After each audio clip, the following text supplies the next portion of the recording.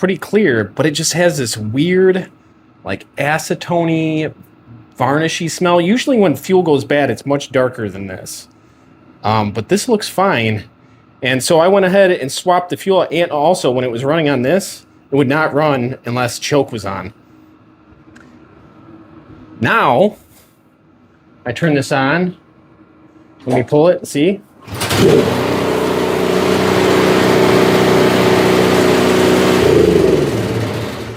Starts right up.